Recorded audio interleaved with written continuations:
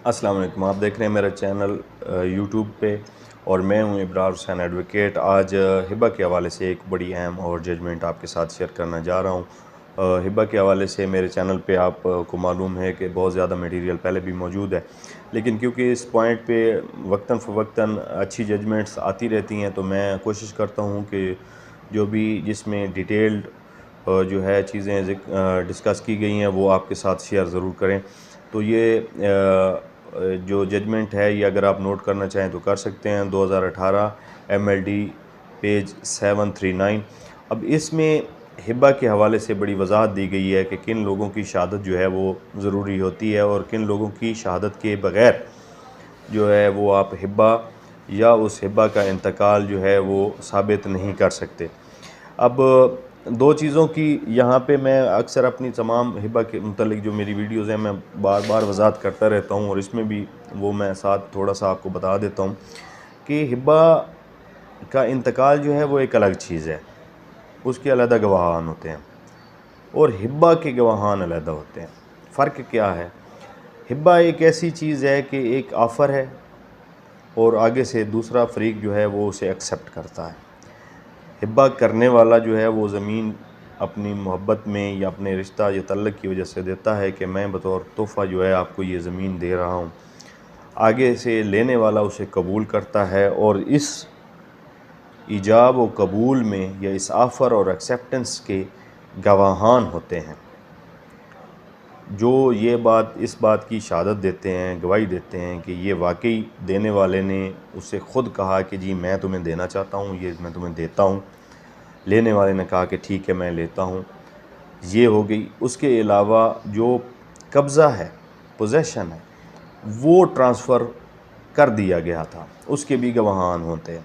तो ये तो है हिब्बा की जो कि हिब्बा क्या होता है, ये हिब्बा यहाँ पे कंप्लीट हो जाता है। अब इस हिब्बा अगर आप इंतकाल की ज़बान देखें, जब आप पढ़ें तो उसके ऊपर लिखा होता है हिब्बा बाएतबार ज़बानी, फिर उसके बाद इंतकाल होता है। तो हिब्बा हो चुका होता है, वहाँ पे दोनों फ़रीक़ैन जाके स्टेटमेंट रिकॉर्ड करवाते हैं कि जी हिब्बा के तहत मैंने इसे दे दी है, आप इंतकाल कर दें या ट्रांसफ़र कर दें प्रॉपर्टी को। तो उस ट्रांसफ़र या इंतकाल के वक्त शनाख्त कुनिंदगान दो लाजमी होते हैं। अक्सर आपने इंतकाल पे देखा होता है जिन्हें हम पतीदार भी कहते हैं या शनाख्त कुनिंदगान भी कहते हैं। तो वो दो गवाह ज़रूरी होते हैं। दो मैंने पहले आपको बता दिया कि जब हिब्बा होता है ऑफ़र एक्सेप्टेंस होती है, वो गवाह बहुत ज़रूरी होते हैं।